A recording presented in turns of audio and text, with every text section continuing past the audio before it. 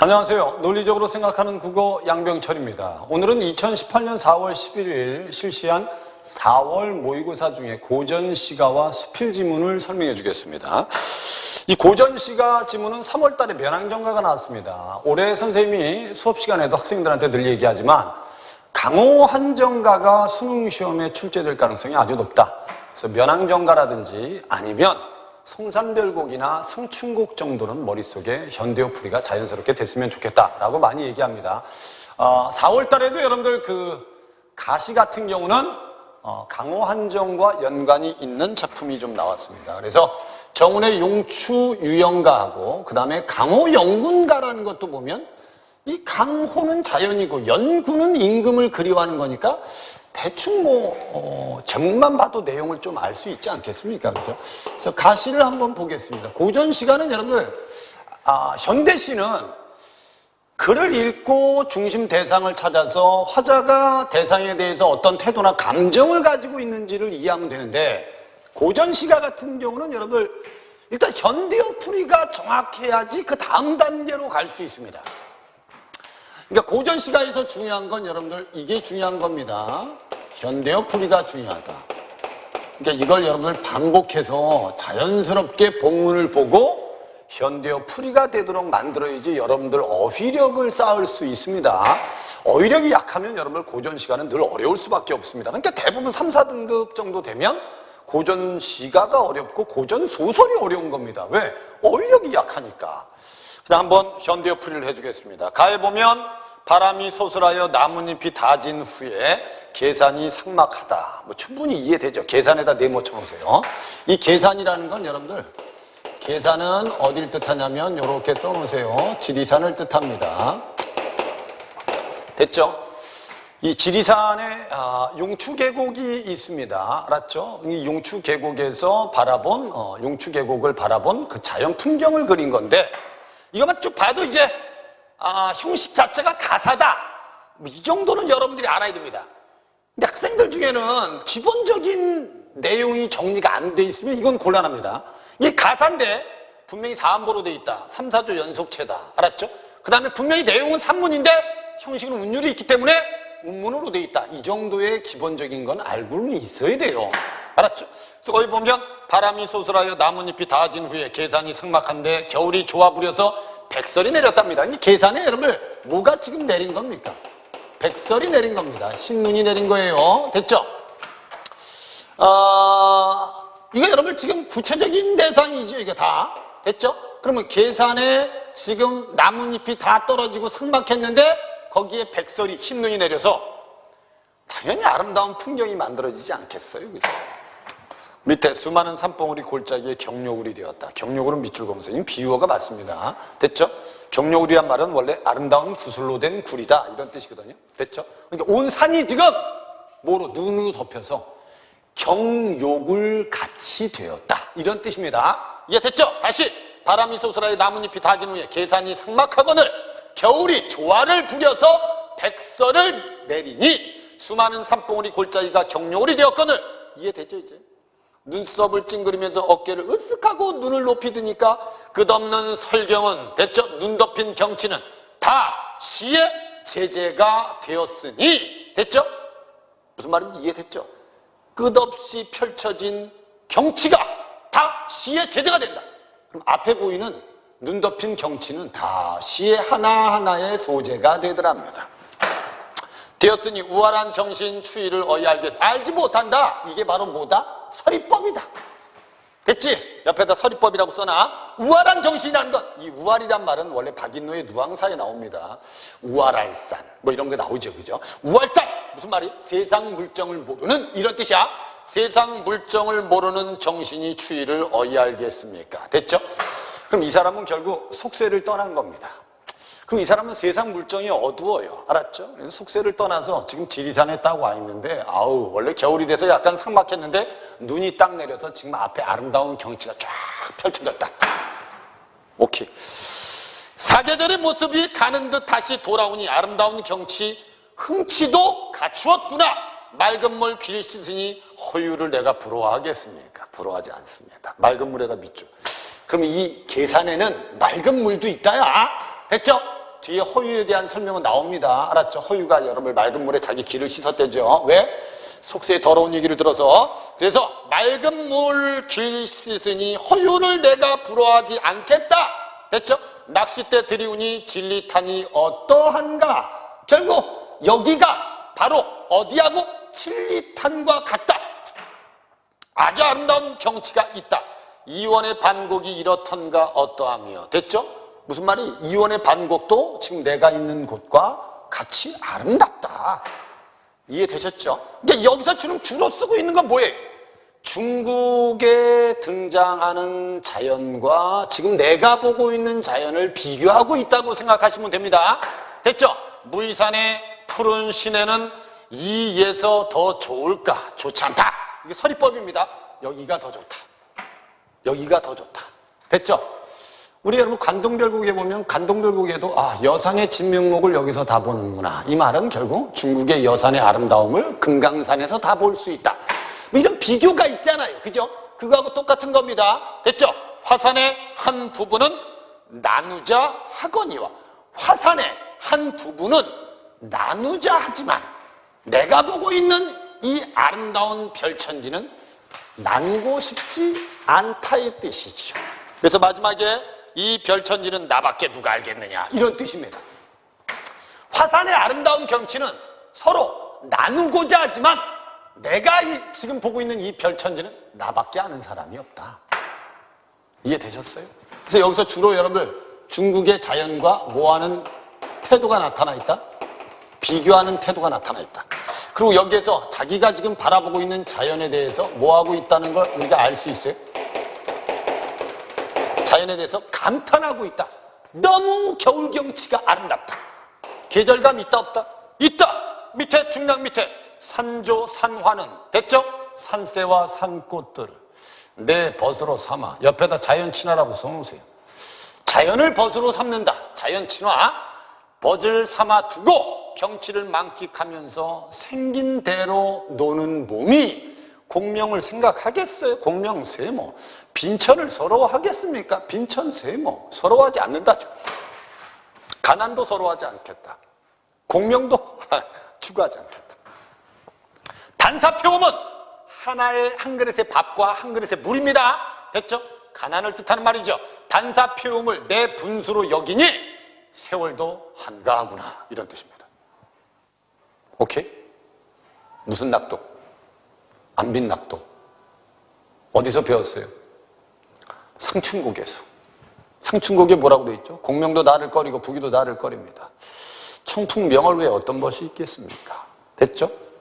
나는 근데 절대 가난하지만 흩은 생각은 아니합니다. 됐죠? 상춘곡에도 나옵니다. 안빈낙도. 이 계산 경치를 실컷 거느리고 100년 세월을 논일다가 마치겠다. 아이야, 살인문 닫아라. 세상 사람들이 알까 두렵다. 이런 뜻이에요. 그럼 이 사람은 결국 마지막에는 자기는 속세와 단절돼서 속세와 단절한 상태에서 무슨 낙도 하겠다? 안빈 낙도하고 평생을 살다 죽겠다. 이게 가시의 핵심 내용입니다. 됐죠? 계산에 눈이 내렸어요. 눈 내린 경치가 너무 아름다워요. 중국에 있는 아름다운 자연에 비교해도 부족하지 않습니다. 됐죠? 됐죠?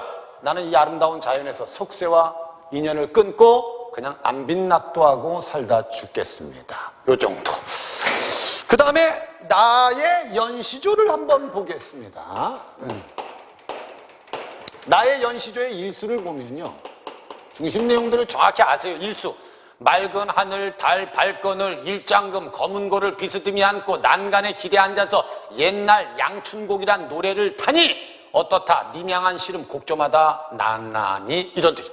됐죠? 그럼 여기 보면 일단은 일수에서 중요한 건 검은 고를 타면서 양춘곡이라는 노래를 연주하는데 그 노래 곡조마다 님 향한 시름이 있다. 알았죠? 님을 향한 시름이 있다. 그럼 시적 화자는 지금 시름에 빠져 있는 건 맞아요. 알았죠? 그게 누구 때문에? 님 때문입니다. 님 때문에.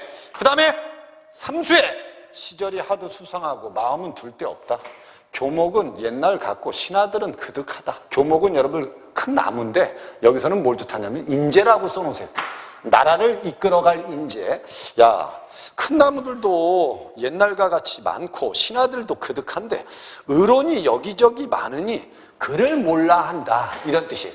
여기서 그래서 삼수에서는 여러분 주로 뭘 쓴 거냐면 지금 분명히 시대가 하도 어수선해서 나는 마음을 둘 데가 없다. 어수선한 이유는 뭐냐?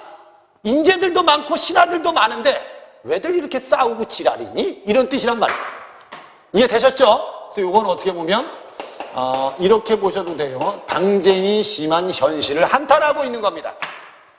그러니까 이 당쟁 때문에 시적 화자는 마음을 둘 곳이 없는 상태다. 됐죠? 그 다음에 육수에 가면 이거 다 찾아서 공부할 필요 없어요. 여러분들 이 작품이 어떤 내용으로 되어 있는지만 알고 있으면 됩니다. 송옥이 가을을 만나서 무슨 일이 슬프던가. 송옥은 밑에 뭐라고 되어 있죠? 거기 구런의 제자라고 되어 있죠. 그럼 구런의 제자가 가을을 만나서 무슨 일로 슬퍼하던가. 차가운 설이 흰 이슬은 하늘의 기운이다. 이내 남은 저 근심은 봄, 가을이 없다. 됐죠? 그러면 구런의 제자는 가을에 슬퍼했어요. 차가운 설이 흰 이슬은 하늘의 기운이에요. 됐죠? 근데 나는 결국 구런의 제자보다 더 가을에 슬픈 게 아니고 봄, 가을 가리지 않고 슬프다예요.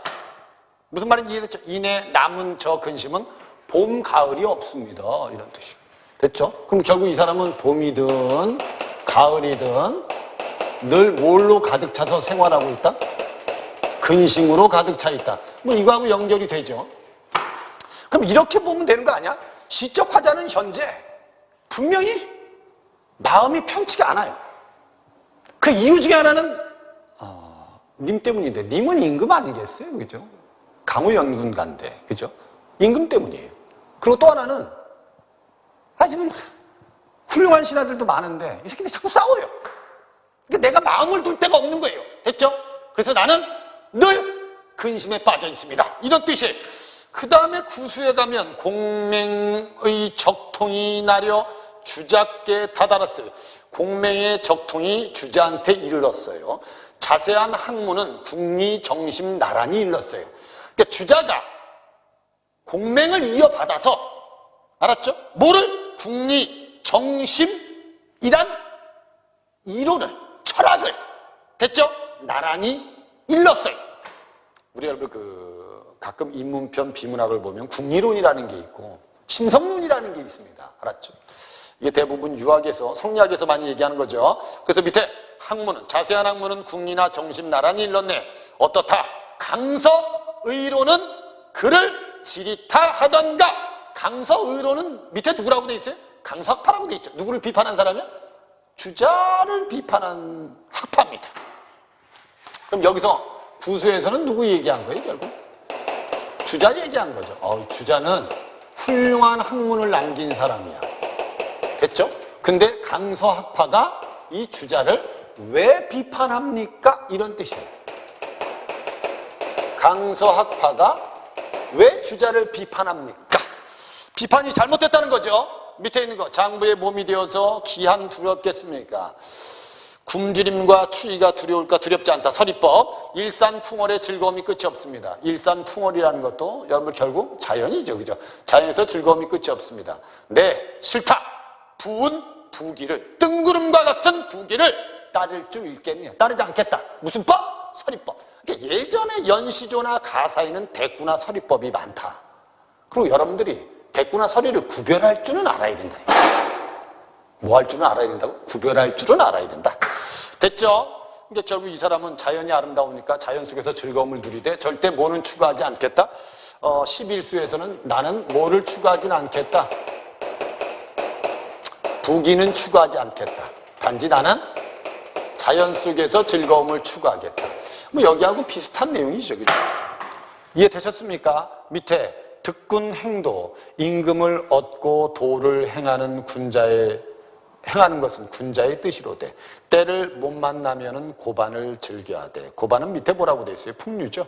풍류를 즐겨하되 넉넉한 솔바람 달보기야 나뿐인가 하노라. 그럼 결국 이 사람은 때를 못 만났어요. 알았죠? 그러니까 결국 어디에서? 자연 속에서 뭐 즐기면서 살겠다요. 풍류를 즐기면서 살겠다. 이게 끝 아닙니까? 그래서 득군 행도는 군자의 뜻이로되 때를 못 만나면은 고반을 즐겨하되 넉넉한 솔바람에 달보기야 나뿐인가 하노라. 됐죠? 끝났습니다. 그럼 여기서 마지막에 12수에서는 뭐 얘기한 거예요? 이 사람은 때를 만나지 못했어요. 됐죠? 그러니까 결국은 어떻게 하겠다? 자연 속에서 뭐나 즐기겠다? 풍류나 즐기겠다. 이게 바로 나시의 중심 내용입니다. 전체 내용을 보면 이거 아닙니까? 아, 님 때문에 시름이 있어요. 현실은 당쟁이 심하니까 마음이 심란해요. 봄, 가을 내내 근심만 가득합니다. 주자는 좋은 학문을 남겼는데 강사파는 왜 비난하죠? 그럼 자기는 주자의 학문을 따르겠다는 거죠. 그리고 자기는 결국 부귀는 추구하지 않고 자연 속에서 풍류를 즐기면서 여생을 마치겠다는 뜻입니다. 왜? 때를 만나지 못했습니까? 그럼 돌려서 말하면 때를 만나면, 때가 되면, 만약에 당쟁이 좀 사라지고, 알았죠? 무슨 말인지, 자기한테 기회가 주어지면 자기는 언제든지 정치 또는 벼슬에 나아갈 생각이 있는 겁니까? 없는 겁니까? 있는 거죠. 오케이? 옛날에 여러분들 대부분 이 강환전가와 같은 자연에서 한가로운 정을 노래한 시들 보면 대체로 마지막에 보면 임금님의 은혜에 감사하는 이유도 기회만 되면 언제든지 벼슬을 나갈 준비가 돼 있다는 걸 임금한테 말하기 위해서죠. 됐죠? 오케이? 어떻게 보면 이 사람은 현실에 적응하지 못하고 버림받고 결국 자연 속에서 뭐 풍류나 즐기면서 살겠다라고 쓴 게 이 시의 내용이라고 생각하시면 돼요.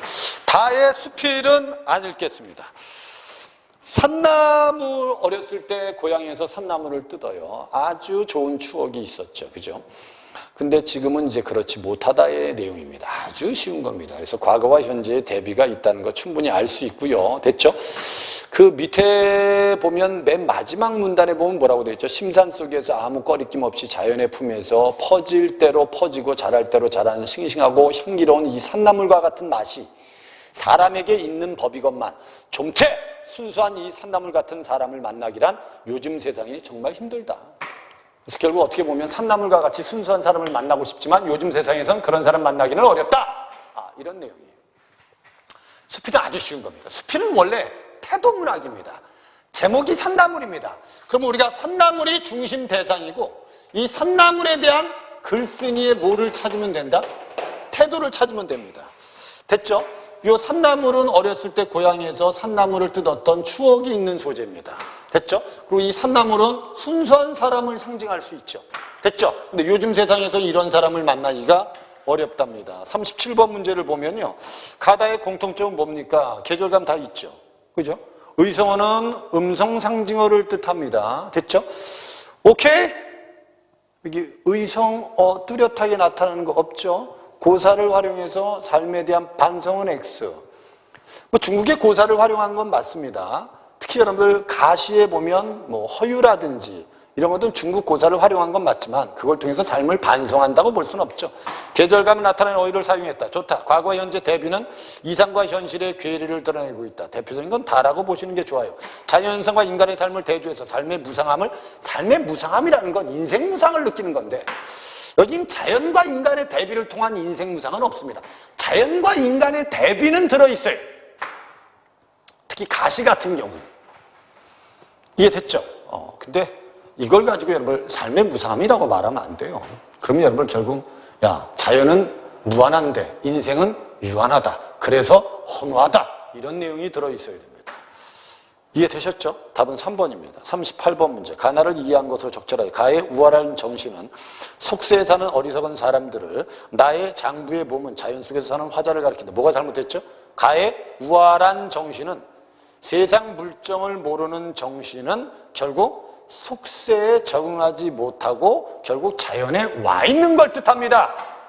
이걸 가지고 여러분 속세에 사는 어리석은 사람들이다 이렇게 해석하는 건 잘못된 겁니다. 이해됐죠? 그럼 시적 화자는 세상 물정을 몰라. 그러니까 세상에 적응하기 어려운 사람이야. 그러니까 자연에 와서 사는 게 맞다는 거예요. 이해되셨죠? 답은 그래서 앞부분이 잘못된 거라 1번이 답입니다.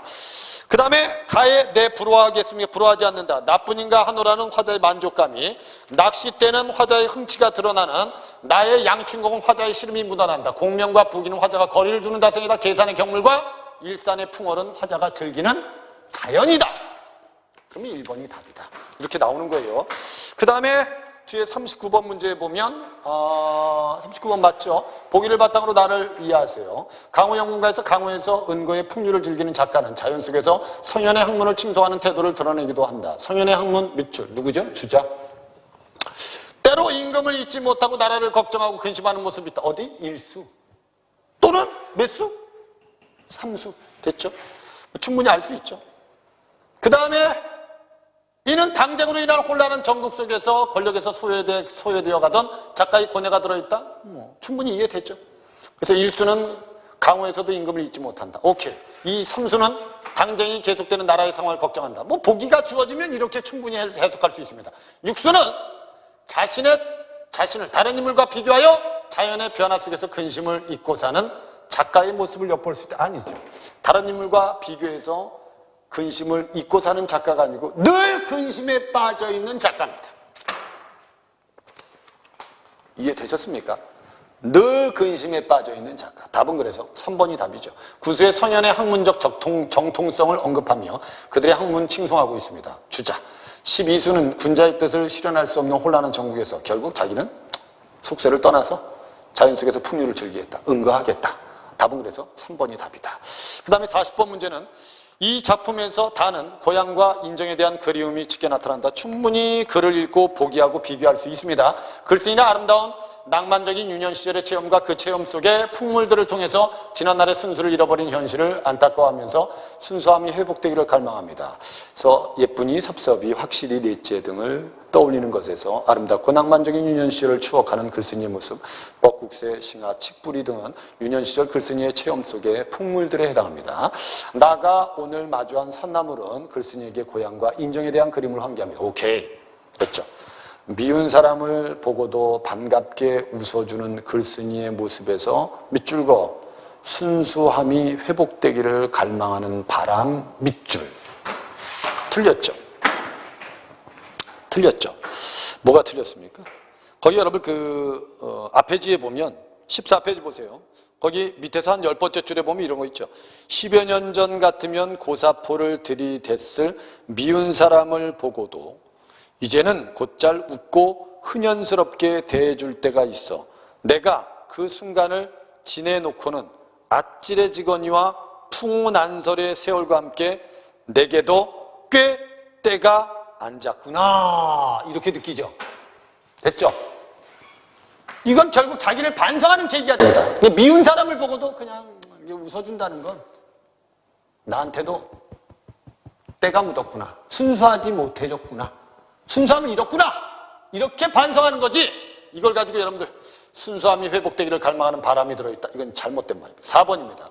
산나물 같은 사람을 찾고 싶어하는 화자에서 과거의 순수함을 잃어버린 현실을 안타까워하고 있다. 오케이. A, B에 대한 설명으로 적절한 걸 찾으세요. A하고 B입니다. A가 뭐죠? 별천지입니다. 내가 있는 곳이 아름다운 별천지입니다. 오케이? B는 에덴 동산입니다. 에덴 동산은 뭐라고 되어 있어요? 그 문맥에? 시골 두매촌에서 어머니를 따라서 달구지를 타고 이삿짐을 실리고 서울로 올라가던 그때부터 나는 이미 에덴 동산에서 내쫓긴 것이다. 에덴 동산이 어디겠어요? 자기의 추억이 있는 고향 아니겠습니까? 됐죠? 그러면 1번에 A는 B와 달리 동심이 유발되는 공간이다. 동심이 유발되는 건 B겠죠?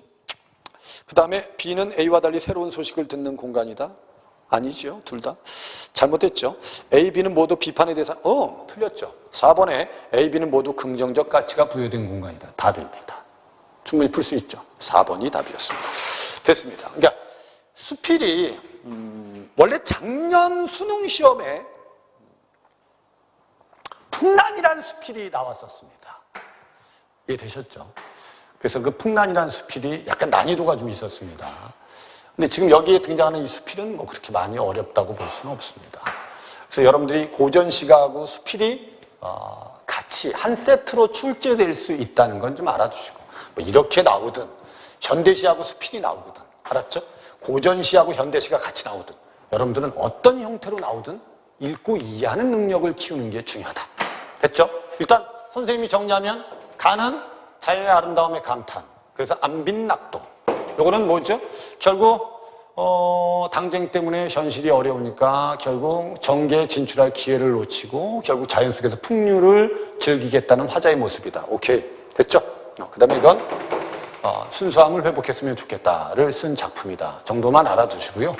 그리고 선생님이 부탁하는 건 내가 이렇게 글을 읽고 여러분들이 문제를 푼 다음에 이 모의고사를 가지고 여러분들이 약점이 뭔지를 보셔야 돼요. 이게 가장 중요합니다. 그러니까 고전시가에서 나는 분명히 고전시가를 많이 공부했는데 아직도 어휘력이 좀 약하다. 그래서 특정 어휘들을 이해 못해서 내용 이해가 잘 안 된다라고 하면 여러분들이 자꾸 고전문학을 공부할 때 모르는 어휘들을 자꾸 익히세요. 선생님이 보기에는 대체로 1등급, 2등급 정도 되는 학생들은 고전시가를 웬만큼 경험을 했기 때문에 어휘력을 좀 가지고 있어서 어느 정도의 상황은 이해를 합니다. 그 정도만 돼도 수능에서 절대 문제 틀리지 않습니다. 그러니까 내가 요번에 4월 모의고사 봤는데 고전 문학을 풀 때 자꾸 어휘가 좀 약하다. 그럼 어휘를 익히시고요. 알았죠? 무슨 말인지 이해되죠? 그 다음에 내가 만약에 개념이 좀 약하다. 그래서 첫 번째 문제 풀 때 나와 있는 뭐 의성어라든지 거기 나와 있죠. 37번에 의성어라든지 뭐 고사를 활용했다든지 뭐 자연과 인간의 대조라든지 이런 거에 대해서 잘 모른다고 하면 이제 어휘를 익히면서 작품을 경험하면서 표현상의 특징을 경험을 하는 게 중요하다는 거죠. 그게 이제 쌓이면 여러분들은 낯선 글이 나와도 충분히 혼자서 해결할 수 있는 겁니다. 이번 4월 모의고사는 3월달하고 다르게 학생들이 모르는 문학 작품들이 많이 나왔습니다. 근데 결국 혼자서 이해하면서 읽는 게 습관이 된 학생들은 별로 어려움 없이 푼 거고요. 아는 작품이 나오면 잘하고 모르는 작품이 나오면 문제를 많이 틀리는 학생들, 즉 암기형으로 공부하는 학생들은 4월 모의고사에서 특히 문학에서 많이 틀렸을 겁니다. 여러분들이 이게 아느냐 모르느냐가 중요한 게 아니고 내가 글을 혼자서 읽고 이해할 수 있는 능력이 있느냐가 중요하다. 특히 고전시가를 할 때는 가장 1순위가 현대어 풀이다. 현대어 풀이가 잘 되면 대상을 찾고, 알았지? 현대시하고 똑같이 됐죠? 대상을 찾고 상황을 이해하고 화자가 어떤 감정이나 태도를 가졌는지를 이해하면 된다. 알았죠? 그걸 가지고 바로 문제를 풀면 됩니다. 이해되셨습니까? 여러분들이 4월 모의고사 이후에 고3 학생들은 특히 중간고사가 있어서 수능 공부가 끊어질 수도 있습니다. 중간고사 준비 잘 하시고 끝나자마자 바로 6월 모의수능을 준비할 때 이 4월 모의고사가 여러분들 약점을 발견하는 기회로 삼아서 6월 달에는 모의고사 보기 전에 약점을 보완한 다음에 6월 모의수능을 봤으면 좋겠어요. 됐죠? 오늘 설명은 여기까지 하겠습니다. 다음 시간에 다른 동영상을 통해서 나머지 지문들을 설명해 주도록 하겠습니다. 감사합니다.